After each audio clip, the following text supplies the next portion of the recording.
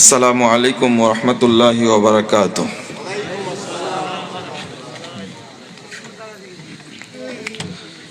ইন্নাল হামদালিল্লাহ নাহমাদুহু ওয়া নাস্তাঈনুহু মান ইয়াহদিহিল্লাহু ফালা মুদিল্লা লাহু ওয়া মান ইউদ্লিল ফালা হাদিয়া লাহু ওয়া আশহাদু আল লা ইলাহা ইল্লাল্লাহু ওয়াহদাহু লা শারীকা লাহু ওয়া আশহাদু আন্না মুহাম্মাদান আবদুহু ওয়া রাসূলুহু।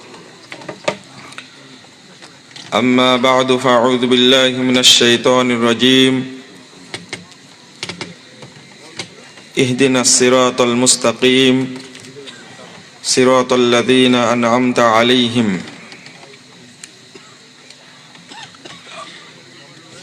عن ابن مسعود رضي الله عنه قال خط لنا رسول الله صلى الله عليه وسلم خط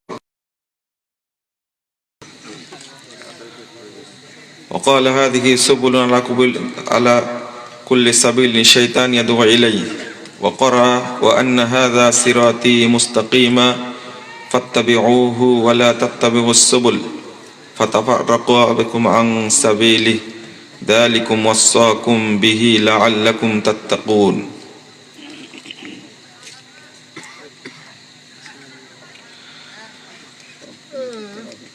দারুল উলুম আস-সালাফিয়াহ কর্তৃক আয়োজিত ইসলামী জালসার সম্মানিত সভাপতি আমার শ্রদ্ধাভাজন উস্তাদ দেশ বরেণ্য আলেম দ্বীন শেখ আব্দুস সামাদ সালাফি হাফিজাহুল্লাহ তাআলা, উপস্থিত উলামায়ে কেরাম,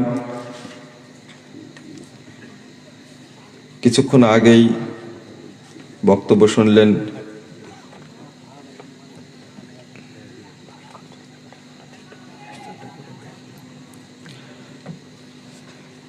আপনাদের পরিচিত মুখ শিক্ষাবিদ প্রফেসর ডক্টর মুসলিহউদ্দিন হাফিজাহুল্লাহ তাআলা আলোচনা করে গেছেন।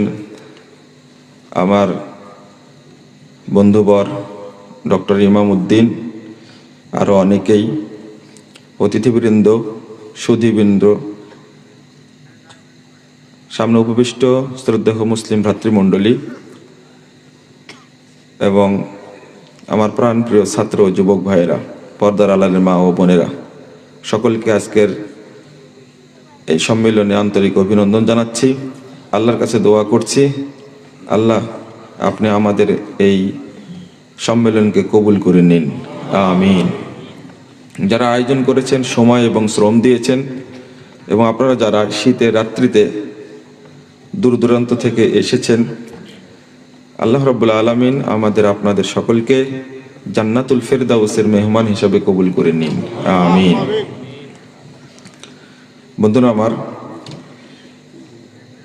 12:10 আমি শুরু করেছি। আজকে বক্তব্য শোনার পালা, কিন্তু আমার আসতে একটু দেরি হয়েছে। বক্তব্য দেওয়ার একটু সময় থাকলে কিছু বলা যায়। এখন সবার মধ্যে ঘুম ঘুম ভাব, আলোচনা করতে গেলে আপনাদেরও কষ্ট হবে। আমি সংক্ষেপে কথা বলার চেষ্টা করব ইনশাআল্লাহ। সিরাতে মুস্তাকিমের পরিচয়,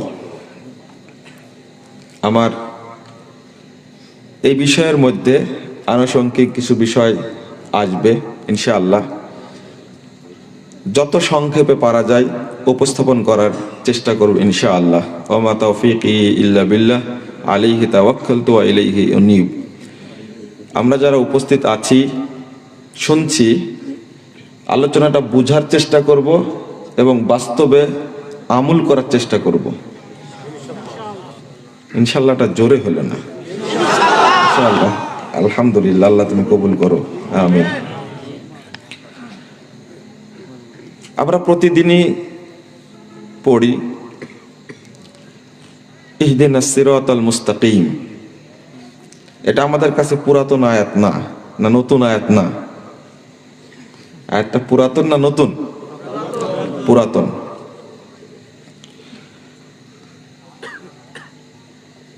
এই সিরাতাল মুস্তাকিম পবিত্র কোরআনের বলা যায় সর্বশ্রেষ্ঠ সূরা আল ফাতিহা, যেটা না পড়লে সালাত হয় না।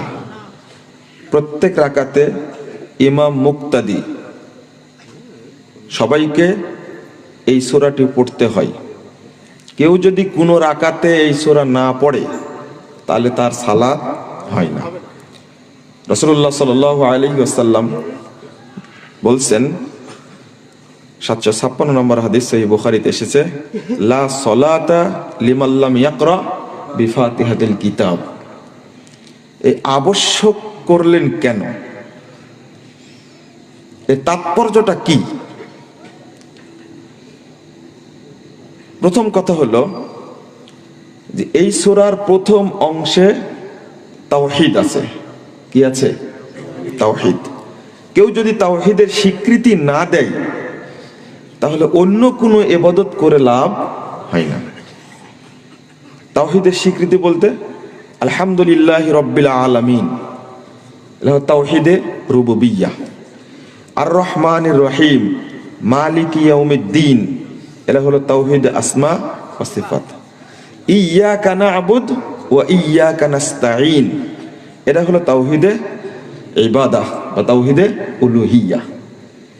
এই তিন প্রকার তাওহীদকে যখন স্বীকৃতি দিলাম তখন আল্লাহকে আমি বলছি ইহদিনাস সিরাতাল মুস্তাকিম, হে আল্লাহ আপনি আমাদের সোজা সরল পথ প্রদর্শন করুন। সিরাতাল্লাযীনা আনআমতা আলাইহিম, তাদের পথ যাদের উপরে আপনি অনুগ্রহ করেছেন। গায়রিল মাগদুবি আলাইহিম ওয়ালাদ-দাল্লিন, মাগদুব হলো ইহুদিরা, দাল্লিন হলো খ্রিস্টানরা। শ্রেষ্ঠ সূরার মধ্যে শ্রেষ্ঠ আয়াত কোনটি বলেন? সবাই বলেন, ইহদিনাস সিরাতাল মুস্তাকিম। মুসলিম জীবনের প্রধান যে বিষয়টি চিহ্নিত করার দরকার সেটা হলো পথ, সিরাতে মুস্তাকিম বা মানহাজ। মানহাজ শব্দটার অর্থ হলো প্রশস্ত পথ, মূলনীতি বা নীতি। তবে হাদিসের ভাষায় এসেছে মানহাজ, সহিহ মুসলিম 2484 নম্বর হাদিস। রাসূলুল্লাহ সাল্লাল্লাহু আলাইহি ওয়াসাল্লাম মানহাজ শব্দটা ব্যবহার করেছেন চারিদিকে অনেক পথ, অর্থাৎ গিরিপথ, তার মাঝ থেকে যেটা প্রশস্ত পথ বেরিয়ে গেছে সেটাই হলো মানহাজ। পবিত্র কোরআনে শব্দটা মিনহাজ ব্যবহার হয়েছে। সূরা আল মাইদা 48 নম্বর আয়াত, আল্লাহ বলছেন,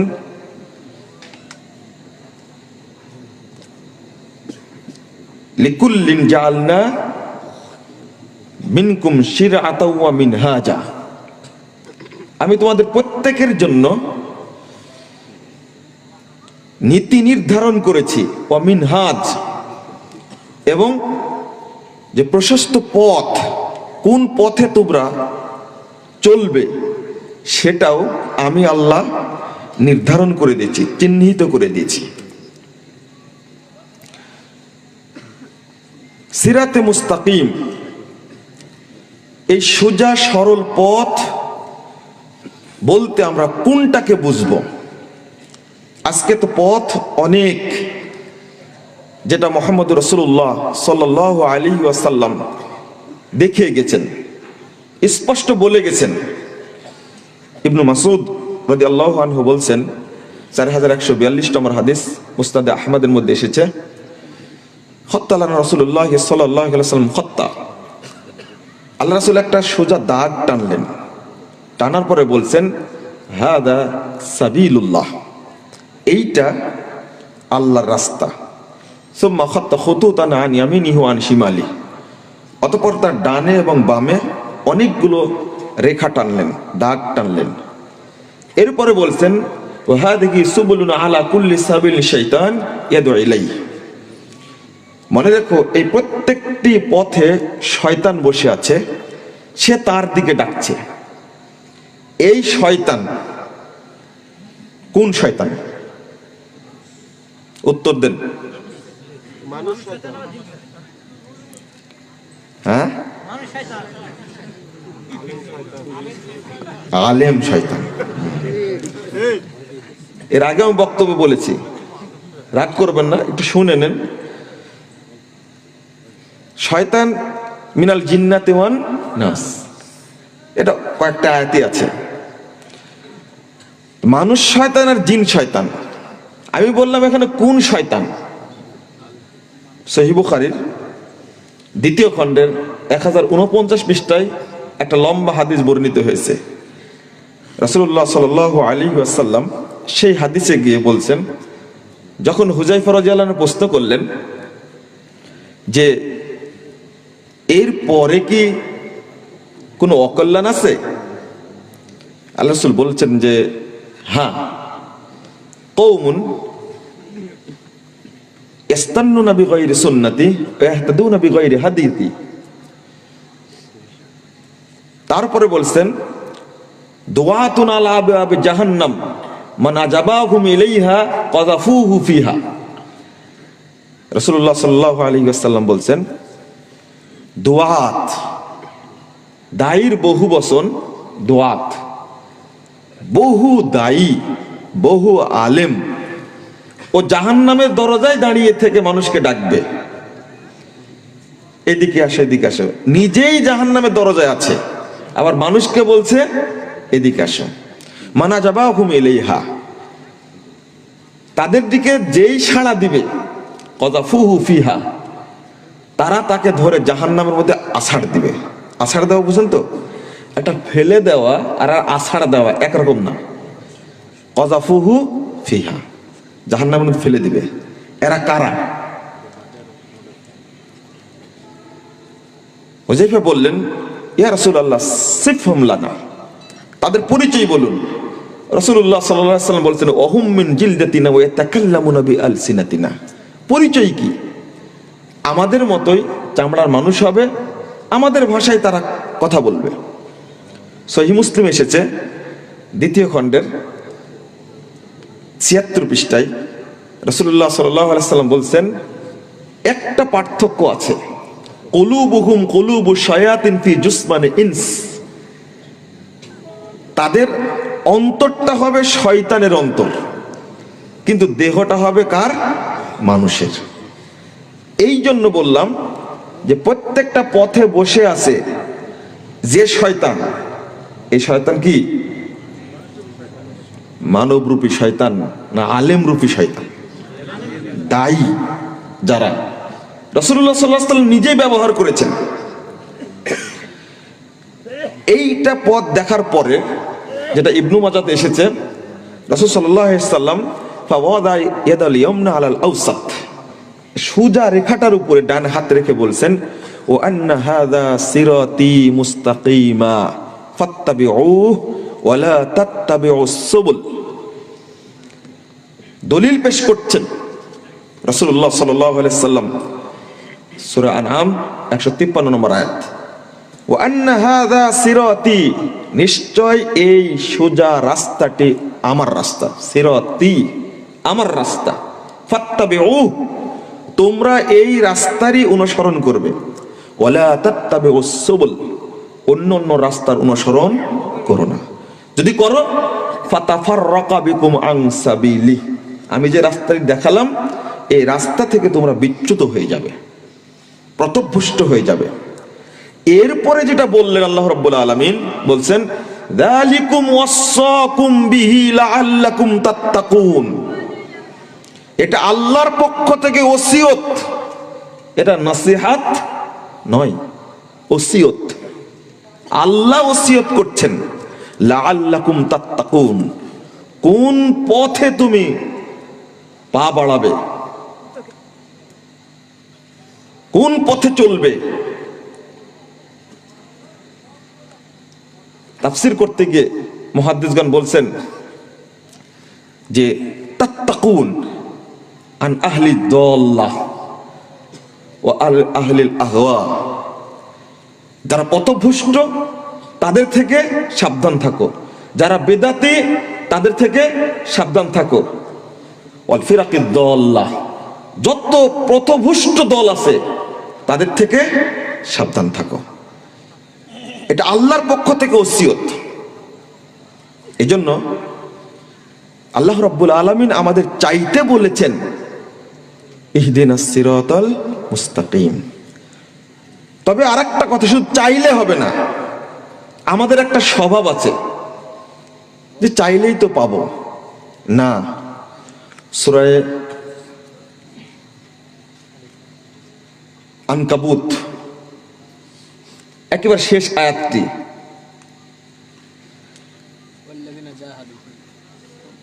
আপনার 69 নম্বর আয়াত, ওয়াল্লাযীনা জাহাদু ফিনা লানাহদিয়ান্নাহুম সুবুলানা, যারা ওয়াল্লাযীনা জাহাদু প্রচেষ্টা করে, ফিনা আমার পথ পাওয়ার ব্যাপারে, লানাহদিয়ান্নাহুম সুবুলানা তাদেরকে আমি পথ অবশ্যই অবশ্যই দেখাবো।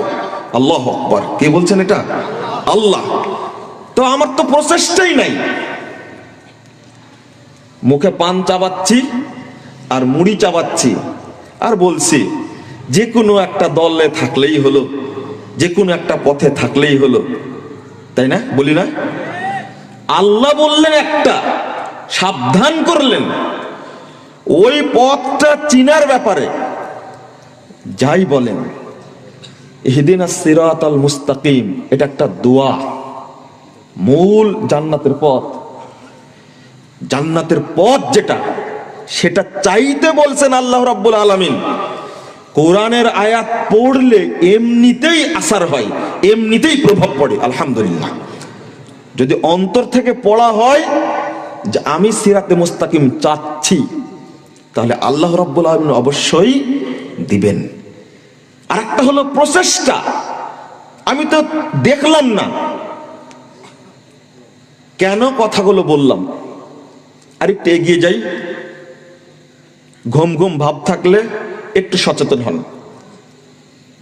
এখন বর্তমান যুগটা সবচেয়ে বড় বিভ্রান্তির যুগ। এমন অবস্থা সৃষ্টি হয়েছে, আলোচনাটা করতে চেয়েছিলাম 10টার দিকে, যতটুকু সম্ভব করা যায় কিনা, কিন্তু বড় বড় বক্তা তো অনেক, জায়গা পায়নি ওই জায়গায়।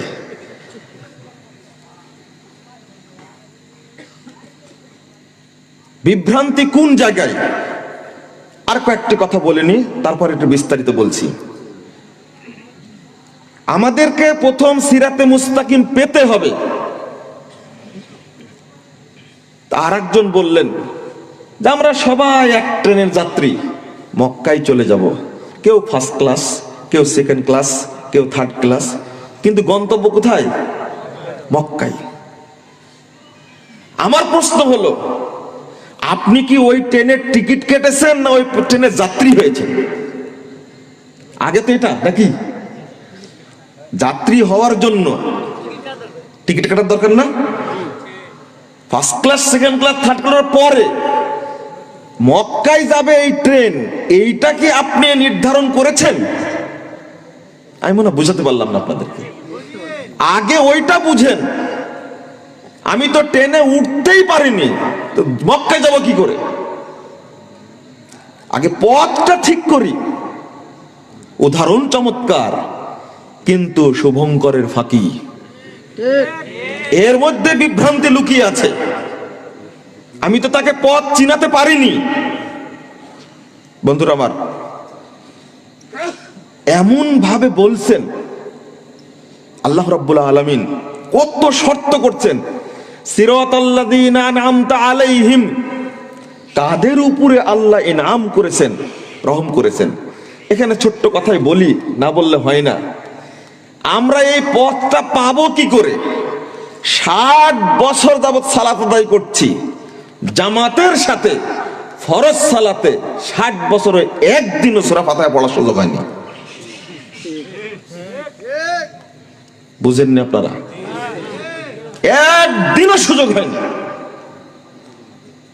আরে নফল সালাত তো সালাত, সেটা আলাদা, কিন্তু আল্লাহর কাছে কাউন্ট হবে কোনটা বেশি? ফরজটা। আরে ফরজ যখন না কুলাবে তখন না নফল, এটা হাদিস দ্বারাই প্রমাণিত। 60 বছর জামাতে সালাত আদায় করছি, সূরা ফাতিহা এত অন্যায় করেছে কেন? এত বিভক্তি, বিশেষ করে উপমহাদেশ কেন্দ্রিক ইসলামের যে অবস্থা, তার মৌলিক কারণ হলো এটা ইহুদি খ্রিস্টানদের একটা এবং তাদের দালাল যারা দোসর, তাদের একটা গভীর চক্রান্ত মুসলিম উম্মার বিরুদ্ধে। জোটগতভাবে কিভাবে সূরা ফাতিহাকে আউট করে দেওয়া হলো, আশ্চর্য লাগে। যেখানে আমি আল্লাহর কাছে চাইবো ওয়াস্তাইনু বিস-সাবরি ওয়াস-সালাহ, আল্লাহ বলছেন ইন্নাস সালাতা তানহা আনিল ফাহশাই ওয়াল মুনকার ওয়া লাযিকরুল্লাহি আকবার। আল্লাহকে স্মরণ করার সর্বশ্রেষ্ঠ জায়গা কোনটা? সালাত। সালাতের মধ্যে আমি বলতে পারলাম না আল্লাহকে 60 বছর যাবত ইহদিনাস সিরাতাল মুস্তাকিম। কেন বললাম? ইহুদি খ্রিস্টানদের চক্রান্ত। 1 নম্বর, গায়রিল মাগদুবি আলাইহিম ওয়ালাদ-দাল্লিন। মাগজুব হলো ইহুদিরা, দল্লিন হলো খ্রিস্টানরা। কারণ ইহুদি খ্রিস্টানরা চায় না যে পৃথিবীর প্রত্যেকটি মুসলিম প্রত্যেকটি রাকাতে সূরা ফাতিহা পাঠ করুক আর আল্লাহ ইহুদি খ্রিস্টানদের উপরে গজব নাজিল করুক। ইহুদি খ্রিস্টানরা চায় এটা? এটা কখনোই চায় না। অত্যন্ত সুকৌশলে যে হাদিসগুলো তৈরি করা হয়েছে, এখানে মাসালার মধ্যে ঢুকে গেলাম আমি। আবার ইবনু মাজার হাদিস 60 নম্বর পৃষ্ঠাটা খুলেন, মুহাম্মদুর রাসূলুল্লাহ সাল্লাল্লাহু আলাইহি ওয়াসাল্লাম বলেছেন, ইহুদি খ্রিস্টানরা মুসলমানদের যে বিষয়টি বেশি বিদ্বেষ প্রদর্শন করে সেটা কি? আমিন বলা। আর একটা হলো সালাম দেওয়া। আমিন বললে সহ্য করতে পারে না। কি আশ্চর্য ফতোয়া! আচ্ছা, বুড়াদেরকে না বুঝাতে পারলে তো যুবকদেরকে বুঝাতে পারবো? পারবো না? মৌলবী আর মুরব্বী এই 2 শ্রেণীর মানুষকে পথে আনা যায় না, বাকিদের আনা সহজ হয় আলহামদুলিল্লাহ। আমি এই মৌলবীদের কথা বলছি না। এই 2 শ্রেণীর মানুষ ভুল তো সংশোধন করবেই না, বরং ভাবখানা দেখলে, আর আমি তো প্রফেসর, আমি তো ডক্টর, আমি তো মাদানি, আমি তো মাস্টার্স পাস, আমি তো অনার্স পাস, রাসূলের কোনো পাশই ছিল না, অতএব তার চেয়ে আমি বেশি জ্ঞানী। নাউজুবিল্লাহ, আস্তাগফিরুল্লাহ। ভাবখানা এরকম দেখায়। এই জন্য বলছি, এই মুরব্বী আর মৌলবী দুইজনকে না বুঝাতে পারলে বাকি শ্রেণীর মানুষকে বোঝানো যায় আলহামদুলিল্লাহ। অন্তত এতটুকু বোঝানো যায়, ইমামকে রাত পড়ছে তাবারাকাল্লাযী বিয়াদিহিল মুলক ওয়া হুয়া আলা কুল্লি শাইইন কাদির। মুক্তাদি দৌড় দিয়ে গিয়ে আগে দাঁড়ালো, দাঁড়ানোর পরে কেরাত চলছে, বলল ইন্নী ওয়াজ্জাহতু ওয়াজহা লিল্লাযী ফাতারাস সামাওয়াতি ওয়াল আরদ হানিফা ওয়া মা আনা মিনাল মুশরিকিন। তারপর বলছে নাইতু আন উসাল্লি আরবা রাকাতান মিনাজ যুহরি ওয়াল আসরি ওয়াল ফজরি ওয়ান নাক। যত নিয়াত আছে এটাও পড়লো। তারপরে কানে হাত দিয়ে বলল আল্লাহু আকবার।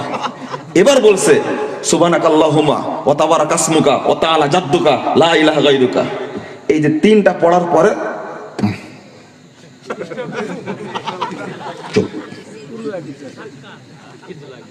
কেরাত ইমাম সাহেব পড়ছে, এটা আলেমদেরও বুঝার কথা, যুবকদেরও বুঝার কথা, জ্ঞানী মানুষেরও বুঝার কথা।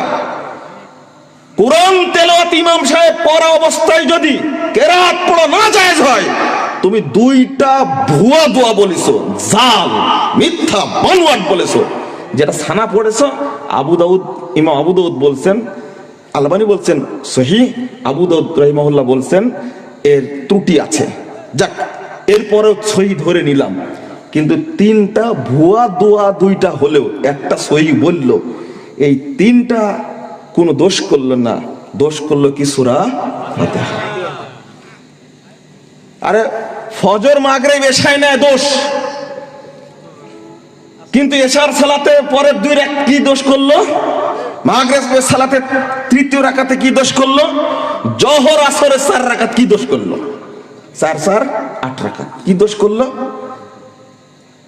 ও যদি ইমাম পড়ে ফেলা দেয় আমার আগে বা ইমামের আগে আমি পড়ি, ও তাশাহুদ পড়ো না তুমি, রুকুর দোয়া পড়ো না, সেজদার দোয়া পড়ো না, যদি ইমামের আগে হয়ে যায় তখন কি হবে? যত দোষ চাপায় কার উপরে? সূরা ফাতিহার উপরে। কত বড় শত্রু সূরা ফাতিহা তাদের। সিরাতে মুস্তাকিমের ওয়াজ করে কি করব? মূল জায়গায় যদি ঠিক না করতে পারি। এই জন্য কথাগুলো বললাম। আসলে মুসলিম উম্মাহ যেন জান্নাতের পথে চলতে না পারে, ইহুদি খ্রিস্টানরা একটা সূক্ষ্ম চক্রান্ত এটা। অতএব যুবক ভাইরা বুঝো, তোমরা শিক্ষিত ভাইরা বুঝো, বিসিএস ক্যাডার হয়েছেন, অনেক ডিগ্রি অর্জন করেছেন, লন্ডন থেকে ব্যারিস্টারি ডিগ্রি নিয়ে এসে কিছুই বুঝেন না, কুরআন হাতে দিলে বলে যে ইমামের উপরে দিয়ে ভর, বিসমিল্লাহি আল্লাহু আকবার। আপনি কি শিক্ষা অর্জন করলেন? বিসিএস ক্যাডার হলেন, ফার্স্ট হলেন, অমুক বিসিএস এ ফার্স্ট হয়েছে বলছেন আপনি।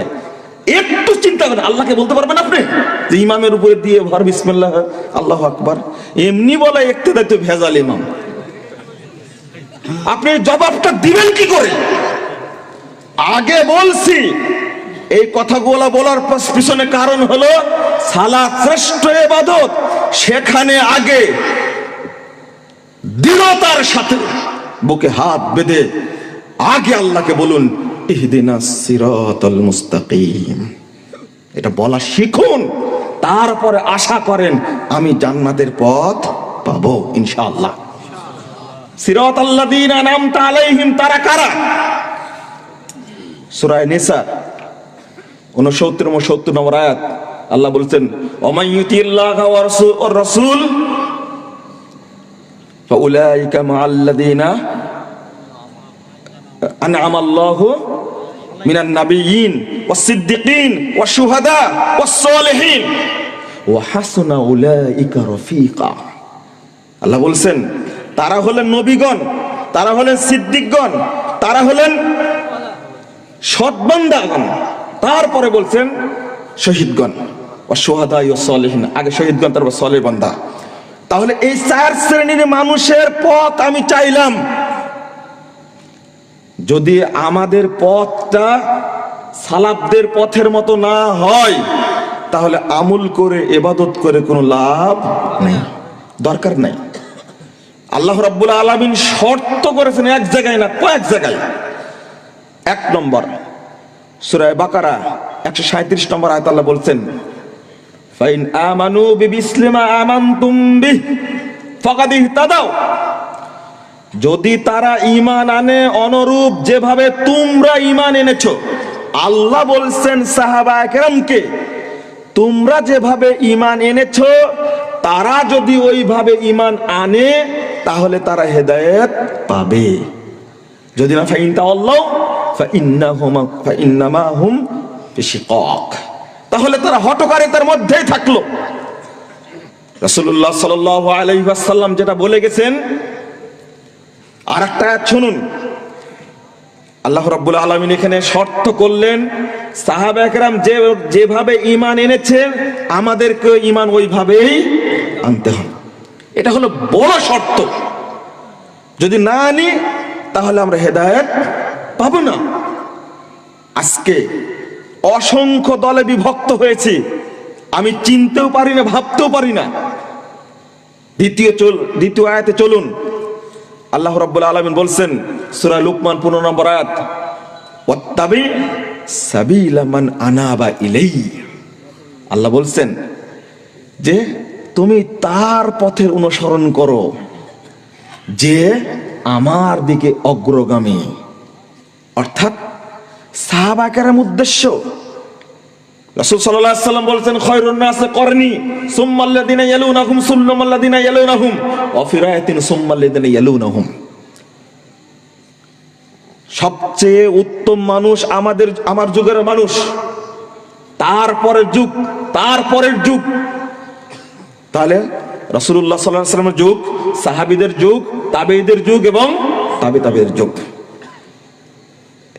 ইবনু তাইমিয়া রাহিমাহুল্লাহ তিনি এত চমৎকার কথা বলছেন, আস-সালাফ আল মুমিনুন আল মুনিবুন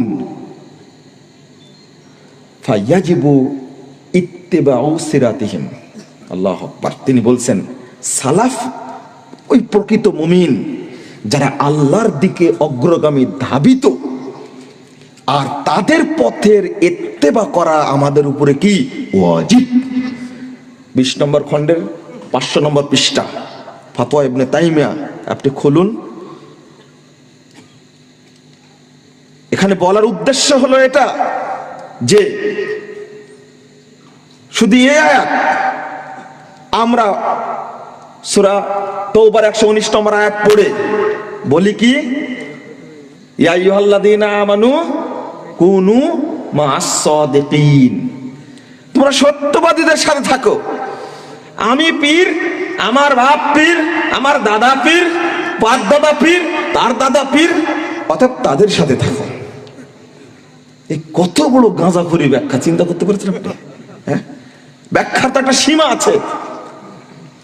আল্লাহ রাব্বুল আলামিন বললেন আনসার এবং মুহাজিরদেরকে সাদিকিন বলেছেন, বিশেষ করে মুহাজিরদেরকে বলেছেন সাদিকিন। অর্থাৎ মুহাজির, সূরা তাওবা 100 নম্বর আয়াত, আস-সাবিকুনাল আউয়ালুনা মিনাল মুহাজিরিন ওয়াল আনসার ওয়াল্লাযীনা ইত্তাবাউহুম বিইহসান। আল্লাহ রাব্বুল আলামিনের কত বড় দয়া যে যাদেরকে, আমাদেরকে যারা আমরা কোরআন এবং সহিহ হাদিসের অনুসরণ করি, আল্লাহ যে তৌফিক দান করেছেন, এই জন্য আল্লাহ শুকরিয়া আদায় করি, বলি কি আলহামদুলিল্লাহ, আলহামদুলিল্লাহ। এখানে একটা কথা ভুলে গেছি, আমরা বলতে ভুলে গেছি। সহিহ আকীদা কথাটা খুব পরিচিত, সহিহ আকীদা, তাই না? যেমন সহিহ পীর ছিল, এখন সহিহ আকীদা হয়েছে। আমি আপনাকে বলবো, এই ভাষাটা বলবেন তার মানহাজ কি সহিহ? আমি বলে বোঝাতে পারিনি। মানহাজ কি সহিহ? মানহাজের কথা আগেই বলেছি, তার সাথে যোগ দিবেন মানহাজুস সালাফ। ইমাম বুখারী রাহিমাহুল্লাহ সালাফ শব্দ দ্বারা তিনি বুঝিয়েছেন সালাফে সালেহিন, নবী মুহাম্মদ সাল্লাল্লাহু আলাইহি সাল্লাম, সাহাবায়ে কেরাম, তাবেঈন এজাম, তাবেঈনকে বুঝিয়েছেন। রাসূল সাল্লাল্লাহু আলাইহি সাল্লাম সালাফ শব্দটি নিজে ব্যবহার করেছেন। 6282 নম্বর হাদিস সহিহ বুখারীর মধ্যে এসেছে। ফাতেমা রাদিয়াল্লাহু আনহাকে বলছেন, ফা ইন্নী নিমাস সালাফু আনা লাক। সালাফ শব্দটা তোমার জন্য আমি কত উত্তম, কতই না উত্তম অগ্রগামী। অর্থাৎ আমি আগে চলে যাচ্ছি, আমার পর পরই আমার সাথে মিলিত হবে কে? তুমি। তখন ফাতেমা রাদিয়াল্লাহু আনহা তিনি আনন্দিত হলেন, তাই রাসূল সাল্লাল্লাহু, আমার আব্বার সাথে আমি সবার আগে কি হব? মিলিত হব। সালাফ শব্দটা মানে অগ্রগামী। এই জন্য মানহাজুস সালাফ। এতগুলো কথা বলছি কেন? কারণ আজকে সহিহ আকীদা কথাটা যদি বলি, তাহলে শুধু আকীদাটাই সহিহ, বাকিগুলো সহিহ নয়। কিন্তু যদি বলি মানহাজ সহিহ কিনা, তাহলে তার জন্য সব কিছু চলে আসবে। সিরাতে মুস্তাকিমে চলার জন্য যা দরকার, মানহাজ শব্দটা বললে সেটা আসবে। আমরা আগে বলতাম, আগে আকীদা বুঝেন, আগে তাওহীদ বুঝেন। কিন্তু আজকে বলছি, আগে মানহাজ বুঝার চেষ্টা করেন। মানহাজ সহিহ কিনা সেটা দেখেন, মাযহাব না। কিন্তু বক্তব্য দিলাম আকীদার, আলোচনা করতে করতে যাচ্ছে। এতদিন শুনলাম আকিকা করতে হয় 7 দিনে, ছাগল দিয়ে করতে হয়, বুঝাতেই পারিনি। মানে আলোচনা হয়েছে কিসের উপরে? আকীদার উপরে। আর মানুষ আলোচনা করতে যাচ্ছে কি নিয়ে? যে আকিকা, যে কি আলোচনা করলাম। এখন আমি মানহাজ বলছি, আপনারা বুঝবেন না আবার যে আহলে হাদিস তো মাযহাব মানেই না, এটা মাযহাবেরই আলোচনা করলেন। মাযহাব না, কিন্তু কি মানহাজ। এই জান্নাতের পথ, প্রশস্ত পথ, এটার আলোচনা করছে মানহাজ। পার্থক্যকে কিভাবে খুব সুন্দর পার্থক্য তুলে ধরেছেন প্রখ্যাত বিদ্বান, হানাফি বিদ্বান আব্দুল্লাহ লাখনবী রাহিমাহুল্লাহ আরাফাত তাকমিল গ্রন্থের মধ্যে। আমি একটু পরে বলছি। কারো আকীদা সহি বলে বেড়াচ্ছে আমার আকীদা সহি, তাওহীদ ঠিক আছে, কিন্তু ওই লোকের মানহাজ সহি না। আপনি বলবেন কি কথা বলছেন, আকীদা সহি মানহাজ সহি না মানে? হ্যাঁ, মানহাজ বলতে শরীয়তের সব কিছু এর মধ্যে অন্তর্ভুক্ত, কিন্তু সহি আকীদা বললে শুধু আকীদা চ্যাপ্টারটা আসে।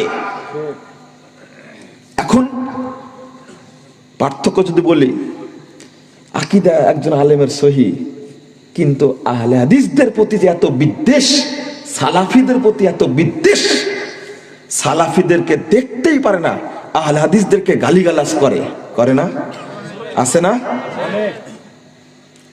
আরো ভালো বুঝবেন, সেটা হলো ফরিদপুরের মসজিদ ভেঙ্গে দেওয়া হলো, আর একজন বলছে ওটা মসজিদ ছিল কিনা সন্দেহ আছে। আরে দেখো, মসজিদ ছিল না তুমি বলো, কিন্তু মাদ্রাসা পড়ানো জায়েজ কিনা তুমি বলো আগে।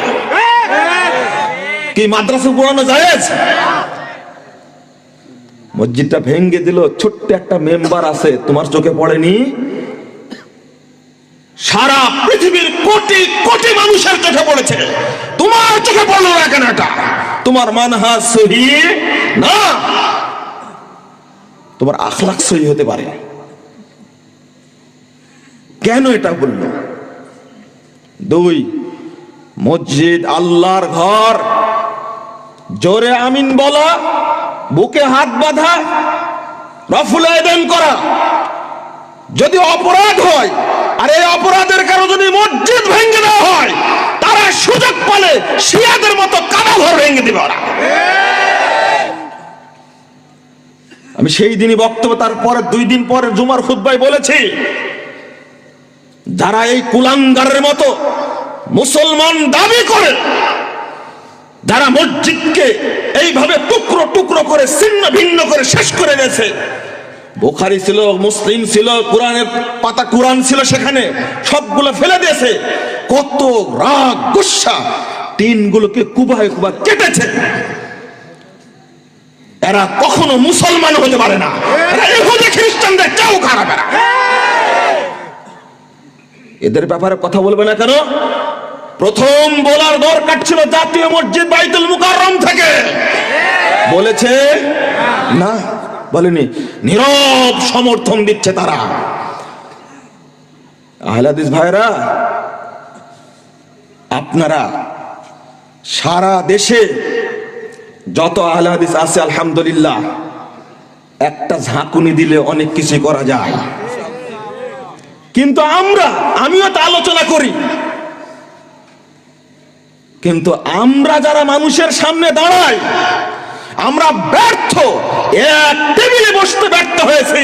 আল্লাহর কাছে আমরা জবাব দিতে পারবো না, জবাব দেওয়ার সুযোগ নাই। আমি যত বড় আলেম হই না কেন,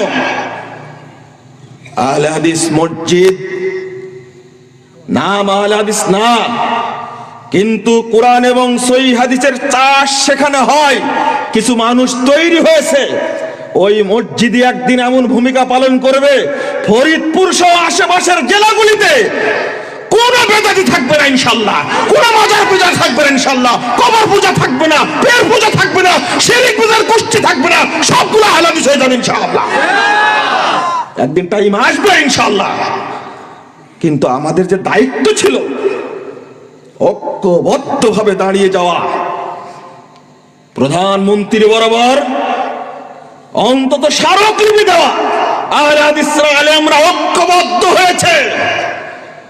24 ঘন্টার মধ্যে আমি বলেছি বক্তব্যে, আমি এতটুকু বলতে পারি, আল্লাহ তোমার কাছে বদদোয়া করতে পারবো, আর কিছু করতে পারবো না।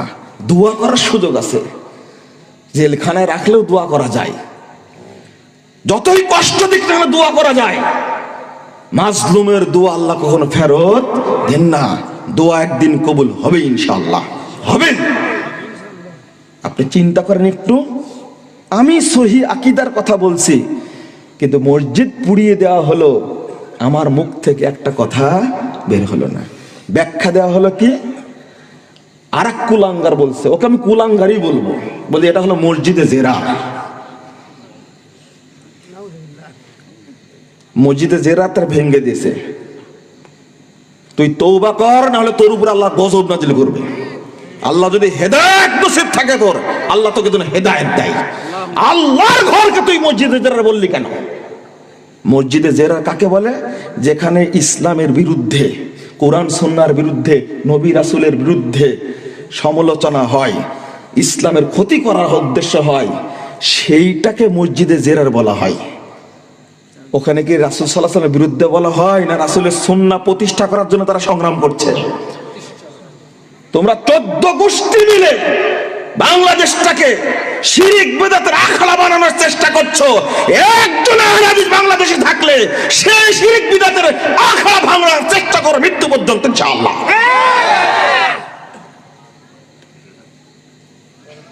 এটা হলো এক শ্রেণীর, এটা হলো এক শ্রেণীর। প্রশাসনকেও বলেছি, গ্রেফতার করেননি, জবাব আল্লাহর কাছে দিয়েন। এতটুকু বলবো, আর বেশি বলবো না। জবাব আল্লাহর কাছে দিয়েন। যদি তারা নির্যাতিত হয়, সেটা বলে গেছেন, সাংবিধানিক অধিকার আছে, আমি ওটা বলবো না। 1 2 নম্বর, দেখেন আকীদা সহি, মানহাজ সহি না হওয়ার কারণে আহলে হাদিসদেরকে কি করছে? গালিগালাজ করছে। আর একটা জিনিস শোনেন, এখন নতুন চিকন সালাফি বের হয়েছে, চিকন নতুন, হ্যাঁ, এই ঘাপটি মেরে থাকা সালাফি বের হয়েছে এখন। তাদের বক্তব্য হলো বাংলাদেশের যারা আহলে হাদিস তারা সালাফি না। আরে ব্যাকুব, আহলে হাদিসরা না থাকলে তো আর পিঠের চামড়া থাকতো না। তুমি কোথায় কথা বলতে, কোথায় লিখতে? আহলে হাদিস মসজিদে খুতবা দিয়ে খাও তুমি, আহলে হাদিস জালসায় বক্তব্য দিয়ে খাও তুমি, আহলে হাদিসদেরকে বলো তারা সালাফি না? আহলে হাদিস সম্পর্কে কি জানো তুমি? এটাই তোমার আকীদা, এটাই তোমার আমল। তুমি বলো সহি আকীদা, আর রাজনীতিতে তুমি খোমেনির রাজনীতিতে তুমি বিশ্বাসী। এ কি আহলে হাদিস? বুঝেননি কথা আপনার? আমার আকীদা সহি, কিন্তু রাজনৈতিক ক্ষেত্রে কার আকীদা বিশ্বাসী? শিয়া আকীদায় বিশ্বাসী। অর্থনীতির ক্ষেত্রে সুদী অর্থনীতিতে বিশ্বাসী। বুঝেননি আমার কথা? খুব কত সুন্দর করে বলছে না, এই যে ইন্টারেস্ট যেটা দিচ্ছে, তারা তো টাকা খাটিয়েই দিচ্ছে, অতএব এই ইন্টারেস্ট জায়েজ। এবার ফতোয়া দিয়েছি আমরা মাসিক আল ইখলাসের মধ্যে, আরে ব্যাংকের ঝাড়ুদার হওয়া এটাও হারাম, আর তুমি বলো ইন্টারেস্ট খাওয়া হারাম। আবার ব্যাংকের কি, ব্যাংকের ফতোয়া বোর্ড আছে, শরিয়া কাউন্সিল আছে, কি ব্যাপার। যেমন ডেস্টিনির কি ছিল, ফতোয়া বোর্ড ছিল না, গৃহপালিত এই দাঁড়ি চাষা মুফতি দিয়ে ফতোয়া বের করেছে ডেস্টিনিকে জায়েজ করার জন্য। আরে আহলে হাদিসদের সম্পর্কে জেনে রাখো, কি মাল্টি লেভেল 2000, তাই না নাম দিয়েছিল। এই ডেস্টিনি বের হয়েছিল 2000 সালে, বের হয়েছে 2002 সালে। স্পষ্ট ফতোয়া আহলে হাদিসরা দিয়েছে, ডেস্টিনি হারাম, সুদী অর্থ ব্যবস্থা, এটা চলবে না। সরকার বুঝেনি, গোয়েন্দারা বুঝেনি, পরবর্তীতে 2012 সালে এসে টুটি চেপে ধরলো। এই তো বুঝলো ডেস্টিনি নাকি কয়েক, শুধু না, প্রায় 30 থেকে 40 হাজার কোটি টাকায় দেশ থেকে পাচার করেছে। তোমরা যেটা বসো 10 বছর পরে আহলে হাদিসরা আল্লাহ রাব্বুল আলামিনের সাহায্য পায়, আল্লাহ তাদেরকে এলেম দেন, আল্লাহ প্রদত্ত এলেমের আগে। তোমরা যেটা 30 বছর পরে বুঝো, আহলে হাদিসরা 30 বছর আগে বুঝে, আলহামদুলিল্লাহ, এটাই তার প্রমাণ। ডেস্টিনি নাই কেন আজকে? আজও বলছি যেটা সুদী অর্থনীতির সাথে বিশ্বাসী, আমি সুন্দর করে গোছায়া ফতোয়া দিচ্ছি। এ হলো এক শ্রেণী। আর এক শ্রেণীর যেমন মানে আমুল এত চমৎকার, হাত বাঁধলে আল্লাহু আকবার এইরকম হয় বাঁধে হাত। আসেন এরকম আমুল কত চমৎকার, এত চমৎকার আমুল। সেজদা দেখবেন, চলাফেরা দেখবেন, আজান দিলে মসজিদে হাজির। কিন্তু এরাই সেই জাতের বংশের যারা আলী উসমান রাদিয়াল্লাহু আনহুকে হত্যা করেছে। এরা আকীদাগত কি খারেজি, আমুলে কি সালাফি, আকীদায় কি খারেজি। আমার বক্তব্য কি বুঝছেন? তাহলে দুই শ্রেণী গেল। আর এক শ্রেণী আমুল আখলাকে, ব্যবহারে, কথাবার্তায় সালাফি মানে কি? মনে হবে যে তারা একবারে স্বচ্ছ পরিষ্কার, এর মতো কোনো মানুষই হয় না, মনে হচ্ছে ফেরেশতা।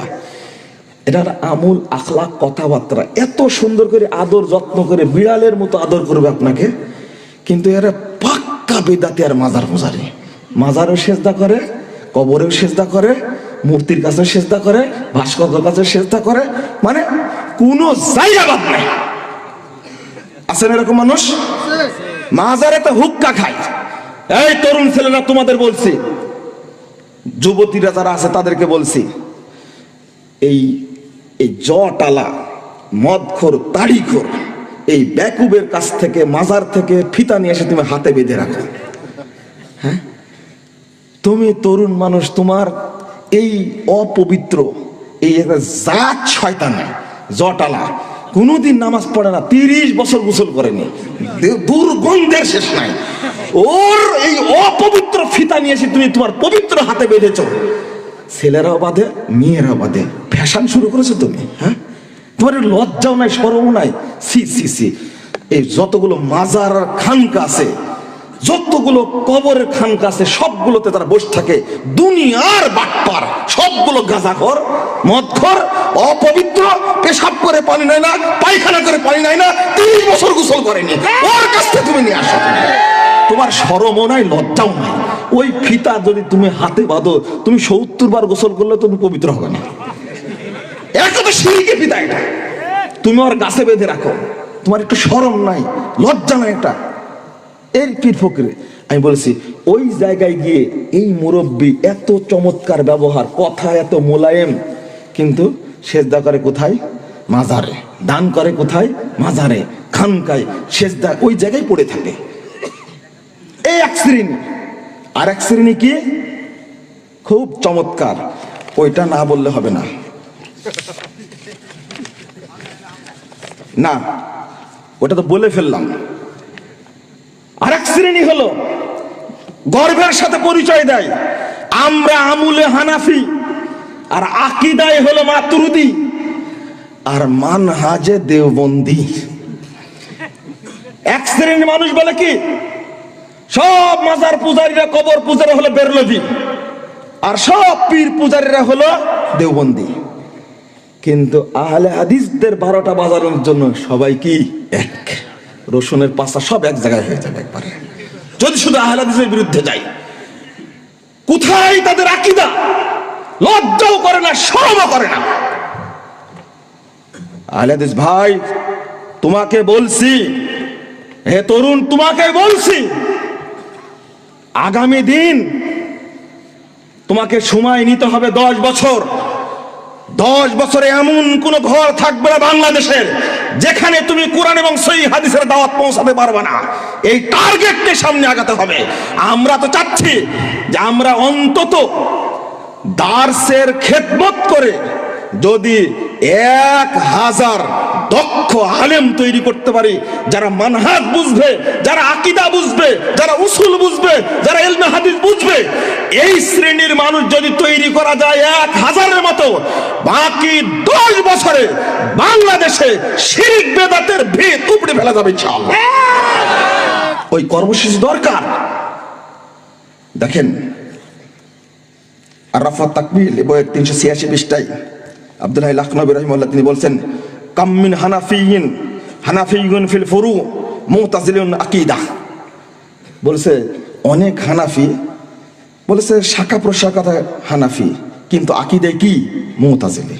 ওয়া কাম মিন হানাফিয়্যিন ফারআন মুরজিয়্যিন আও যায়দিয়্যিন আসলান অবিল জুমলাতে ফাল হানাফিয়্যা লাহা ফুরুউন বিইতিবারি ইখতিলাফিল আকীদা ফামিনহুম শিয়া ওয়া মিনহুমুল মুতাজিলা ওয়া মিনহুমুল মুরজিয়া ফাল মুরাদু বিল হানাফিয়্যা হাহুনা হুমুল হানাফিয়্যাল মুরজিয়া الذين يتبعون أبا حنيفة في الفروع ويخالفونه في العقيدة بل يوافقون فيها المرجئة الخالصة।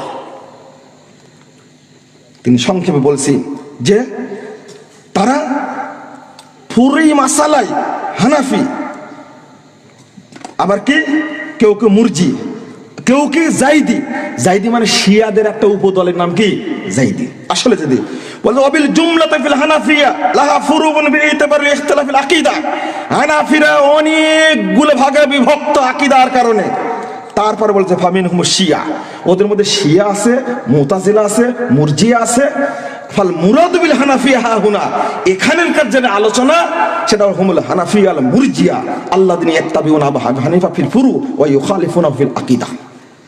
বলছে যে তারা ফুরু মাসালার ক্ষেত্রে হানাফি ইমাম আবু হানিফার অনুসরণ করে, কিন্তু আকীদার ক্ষেত্রে কি মুরজিয়া। এই কথা কি আমার আব্দুল্লাহ লাখনবী রাহিমাহুল্লাহ তিনি নিজে এই কথা বলছেন তার নিজের বইয়ের মধ্যে। মানে আরো পরিষ্কার হয়নি, আমি দাবি করছি আমি আমালান কি আমুলে কি হানাফি, আকীদায় কি মাতরুদি, একটা দলের নাম, ফেরকার নাম, আর মানহাজে কি দেওবন্দি। কি চমৎকার ভাগ করে ফেলেছি আমরা, দারুণ একটা ভাগ করে ফেলেছি। আর একটা ভাগ যেটা বললাম সেটা হলো চিকন সালাফি। চিকন সালাফি বলতে যেটা বোঝাচ্ছি আমি, এদের মধ্যে আমলে কিন্তু মুরজিয়ার গন্ধ আছে, আর আকীদায় কিন্তু খারেজিদের গন্ধ আছে। আমি এই কথাটুকু বলে রাখলাম, আপনি বিশ্লেষণ করবেন। তবে আমি লিখে ফেলেছি, অনেক আগে লিখে ফেলেছি। বাস্তবিক সালাফি কোন বিদ্যানের একটু ত্রুটি দেখলে হুট করে বলে দেবে খারেজি হয়ে গেছে। আশ্চর্য, বলতে পারো এটা ভুল হয়েছে, খারেজি বলবে কেন তুমি? খারেজির সাথে সালাফি বিদ্যানের কোনো তুলনা হয় বলেন দেখি? এই জন্য আমি বলতে চাচ্ছি এখানে আমাকে আপনাকে অত্যন্ত শক্তভাবে মানহাজটাকে আঁকড়ে ধরতে হবে, অন্যথা কোনো পথ নাই, কোনোই পথ নাই। যদি সালাফি মানহাজটা বাদ চলে যায় তখন আমি সুদকে জায়েজ করতে পারবো, আমি তখন পাশ্চাত্য মতবাদকে জায়েজ করতে পারবো, আমি তখন আধুনিক কোন মতবাদকে জায়েজ করতে পারবো, আমি কখন ধর্মীয় মতবাদকে জায়েজ করতে পারবো। কিন্তু যদি সালাফদের ক্ষেত্রে আমি সালাফি, যখন মানহাজ শব্দের উল্লেখ করেছেন আল আকীদা আস-সাহিহা আলা মানহাজিস সালাফ, তারপরে ওয়াল আমাল ওয়াল আখলাক ওয়া শুয়ুনি কুল্লিহা আলা মানহাজিস সালাফ, আমার আকীদা হবে সালাফি মানহাজের আলোকে, আমার আমল হবে সালাফি মানহাজের আলোকে, আমার সমাজনীতি মানহাজের সালাফের অর্থাৎ সালাফদের মানহাজের আলোকে হবে, আমার রাজনীতি হবে সালাফদের মানহাজের আলোকে, আমার অর্থনীতি হবে সালাফদের মানহাজের আলোকে, আমার আখলাক হবে সালাফদের মানহাজের আলোকে। অর্থাৎ সকল বিষয়ে ফিরে যেতে হবে তিন যুগের মানুষের দিকে। আমি কি বোঝাতে পেরেছি? এর বাহিরে যখন আমি যাব তখন কি হয়ে যাব? পথভ্রষ্ট হয়ে যাব, এতে কোনো সন্দেহ নাই।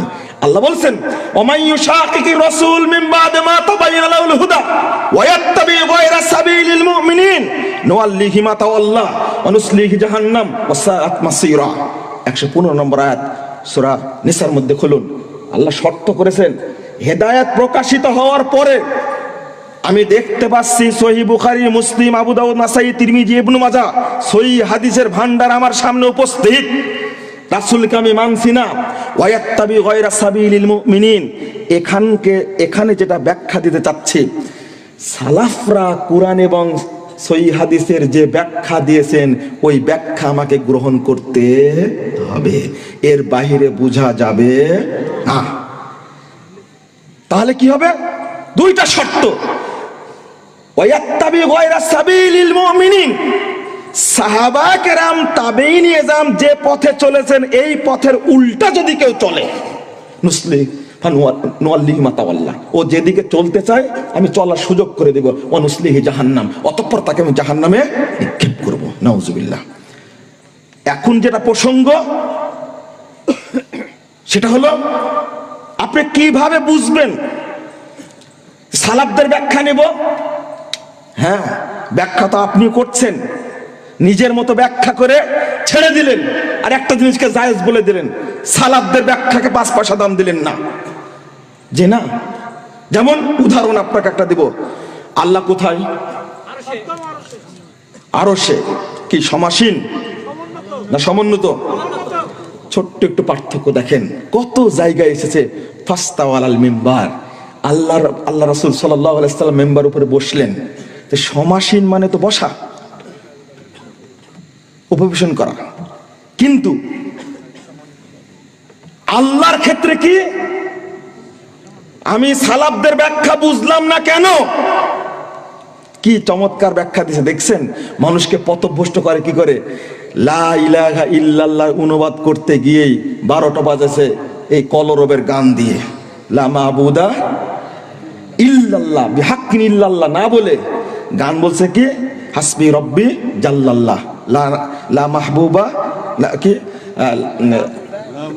লা মাওজুদা ইল্লাল্লাহ, লা মাকসুদা ইল্লাল্লাহ, লা মাহবুবা ইল্লাল্লাহ, লা নাখাফু ইল্লাল্লাহ। লা ইলাহা ইল্লাল্লাহর অর্থ করেছে এই চারটাই ভুল হয়েছে। অর্থ হবে কি? লা মাবুদা বিহাক্কিন ইল্লাল্লাহ। ছাত্র ভাইরা, তোমরা জানো লা ইলাহা, এই ইলাহ শব্দটা হলো এনাফি জিনসের ইসিম। এর খবর কই? খবরটা এর মধ্যে আছে বিহাক্কিন। 33 নম্বর আয়াত সূরা লুকমান আল্লাহ বলছেন ওয়া যালিকা বিআন্নাল্লাহা হুয়াল হক।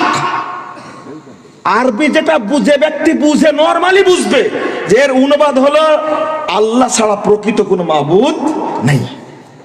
কথা বোঝা গেছে? তো আমি আল্লাহর ক্ষেত্রে অর্থটা কি হবে? আমি চলে যাই সাহাবীরা কি ব্যাখ্যা দিয়েছেন। আল্লাহু আকবার। সকল সাহাবী যারা কথা বলেছেন আল্লাহর ইস্তাওয়া সম্পর্কে, সবাই বলেছেন আলা ওয়ারতাফা, তিনি সমুন্নত হলেন, সুউচ্চ হলেন, আরোহণ করলেন। আর আমরা মানুষের অর্থ নিয়ে করলাম কি? আল্লাহ সমাসীন হলেন। আর এক শ্রেণীর মানুষ অর্থ করেছে কি? যে আল্লাহ সর্বত্র কি বিরাজমান। নাউজুবিল্লাহ। কোথায় থেকে কোথায় চলে গেছে আমরা। যদি সালাফদের অর্থ না নিয়ে আমরা, তাহলে পথভ্রষ্ট হব, এতে কোনো সন্দেহ নাই। বর্তমান প্রেক্ষাপটে আমি তরুণ ভাইদেরকে বলতে চাই যে ওই সিরাতে মুস্তাকিমটা বের করুন। আজকে ইলিয়াসি তাবলীগের নাম নিয়ে সারা দেশে ভেজাল আমূল তৈরি করে যুবকও পথভ্রষ্ট, ছেলেও পথভ্রষ্ট, মেয়েও পথভ্রষ্ট, বুড়া পথভ্রষ্ট, ছোড়ামো পথভ্রষ্ট সব। আর আমরা বসে আছি না। আমাদেরও দাওয়াতি কার্যক্রমে নামতে হবে, দাওয়াত দিতে হবে। এখন দাওয়াত দেওয়ার পথ অনেক বের হয়েছে আলহামদুলিল্লাহ। আমি বলেছি শুধু ক্ষোভ নিজে প্রকাশ করলে হবে না। মসজিদ একটা ভেঙেছে, আমি মনে করি এই একটা মসজিদ ভাঙ্গার বদৌলতে আল্লাহ এই বাংলাদেশে প্রত্যেকটি জেলায়, প্রত্যেকটি থানায়, প্রত্যেকটি মহল্লায়, প্রত্যেকটি গ্রামে, প্রত্যেকটি ইউনিয়নে লাখো লাখো মসজিদ তৈরি করে দেবেন ইনশাআল্লাহ। কিন্তু ওই কর্মসূচিটা আমাদেরকে নিতে হবে। আর যতক্ষণ পর্যন্ত আপনার মানহাজ স্বচ্ছ না হবে, ততক্ষণ পর্যন্ত আপনি সিরাতে মুস্তাকিম পাবেন না। অতএব আপনাকে মানহাজ বোঝার চেষ্টা করতে হবে।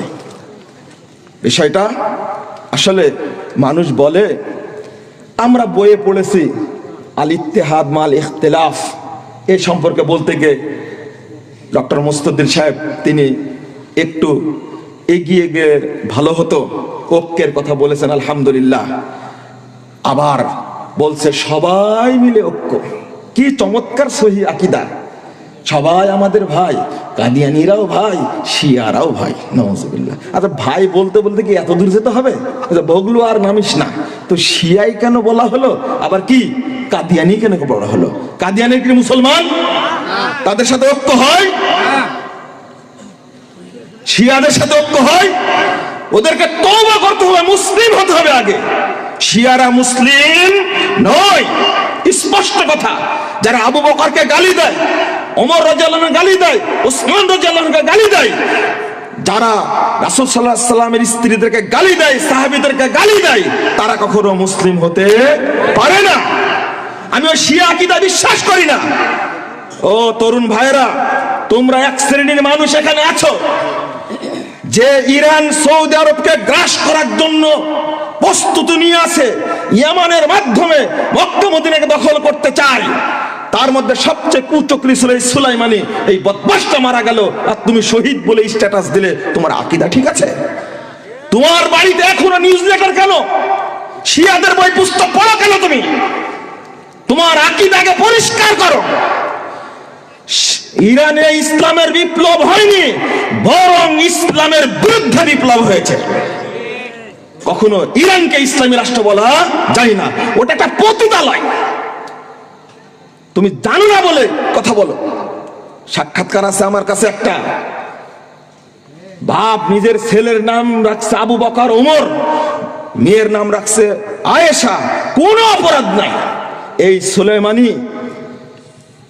ইরানে যারা ছিল তাদেরকে তো মেরেছে, ইরাকে ধরে ধরে মেরেছে, সিরিয়ায় ধরে ধরে মেরেছে, ইয়ামানে দারুজ্জামান বিশ্ববিদ্যালয় বিশাল 25,000 ছাত্রছাত্রীর বিশ্ববিদ্যালয়, সবগুলো পুড়ে তামা করে দিয়েছে।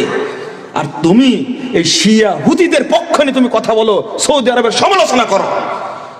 তুমি আবার বলো আমি সহিহ আকীদার। তুমি সহিহ আকীদার না, তুমি সহিহ আকীদার দুশমন, তুমি সালাফিদের দুশমন, তুমি মুসলমানদের দুশমন। তোমার বন্ধু হলো শিয়ারা। আমি বলছি না সৌদি আরব দুধে ধোয়া, তা বলছি না, তাদের অনেক ভুল ত্রুটি থাকতে পারে, কিন্তু এটা মাথায় রাখতে হবে হারামাইনের দায়িত্ব তোমাকে দেয়নি, তুমি বেদাতি, দিয়েছে সৌদি আরবের লোককে। আলহামদুলিল্লাহ। ওখানে আমি বলতে চাচ্ছি, এখানে এগিয়ে যেতে চাচ্ছি। বাংলাদেশে এই সমস্ত মানহাজের লোক থাকার কারণে আজকে যেভাবে সিরিয়ায় সালাফি আলেমদেরকে হত্যা করা হয়েছে। আমার ছোট ভাই মুকাররম থাকতো, ইয়ামানের এক ছাত্র ফারেস নাম, তার সাথে আমার দেখা হয়েছে। মুকাররম বলছে প্রায় রাত্রিতে উঠে হাউমাউ করে কাঁদতো। দীর্ঘ 9 বছর ইয়ামানে যেতে পারিনি, কারণ তার ভাইকে মেরে ফেলে দেওয়া হয়েছে, 3 ভাইকে মেরে ফেলে দেওয়া হয়েছে, বোনকে মেরে ফেলে দেওয়া হয়েছে। বাপটা বেঁচে আছে, বাপ বলে বেটা তুই আসিস না, তোকে মেরে ফেলে দিবে। এইভাবে ধরে ধরে ইয়ামেনের সালাফি আলেমদেরকে মেরেছে, যুবকদেরকে মেরেছে, নারীদেরকে হত্যা করেছে। সিরিয়ায় সালাফিদেরকে হত্যা করেছে, আলেমদেরকে হত্যা করেছে এই শিয়ারা। তুমি সুন্নি হয়ে শিয়াদের পক্ষ অবলম্বন করে ইরানের পক্ষে তুমি স্লোগান দাও। তুমি মুসলমানদের শত্রু, রাসূলের শত্রু। তুমি শরীয়ত বুঝার জন্য, শরীয়ত বুঝার জন্য আহলে হাদিসদের কাছে আসতে হবে। বেদাতি খানকায় গিয়ে শরীয়ত বুঝা যাবে না। ওই রাজনৈতিক মুনিশির শিয়া আকীদা লোকের কিতাব পড়ে কখনো সহিহ মানহাজ বোঝা যাবে না। মানহাজ বুঝতে হবে। আহলে হাদিস আলেমদের বই পড়ো, অনুরোধ করব। ইবনে তাইমিয়া রাহিমাহুল্লাহর বই পড়ো, ইবনুল কাইয়িম রাহিমাহুল্লাহর বই পড়ো, ইবনু কাসিরের বই পড়ো, তোমার ধারণা পরিষ্কার হয়ে যাবে। আর যদি সুযোগ থাকে আহলে হাদিস মাদ্রাসাগুলোতে ভর্তি হও, তবেই মানহাজ শিখতে পারবে ইনশাআল্লাহ।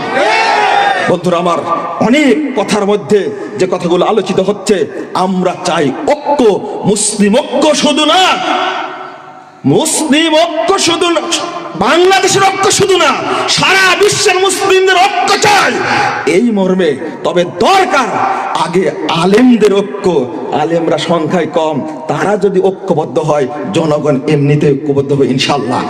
তবে শর্ত দেয়া গেলাম, সেটা হলো মানহাজুস সালাফ, সালাফি মানহাজের উপর ঐক্য হবে, না হলে সম্ভব না। আল ইত্তেহাদ মাল ইখতিলাফ, এটা টিকেনি। মানে মতনৈক্য সহই আমি ঐক্যবদ্ধ হব, এটা টিকেনি। আমার চেয়ে ইতিহাস খুব ভালো জানেন, আমি বলবো না, আমি তখন জন্মই নিইনি। ওটা যখন টিকেনি, যদি মানহাজটা ঠিক থাকে ঐক্যটা শক্ত হবে ইনশাআল্লাহ। সহজে বাংলাদেশ থেকে ইসলামকে তুলে মেরে উড়িয়ে দিতে পারবে না ইনশাআল্লাহ। কারণ বাংলাদেশের মুসলিমরা ইসলামী চেতনায় বিশ্বাসী। আল্লাহ তুমি এই দেশকে নির্ভেজাল তাওহীদের দেশ হিসেবে কবুল করো, আমিন। আল্লাহ তুমি এই দেশকে মাদক মুক্ত, সন্ত্রাস মুক্ত, জঙ্গিবাদ মুক্ত দেশ হিসাবে তুমি কবুল করে নাও, আমিন।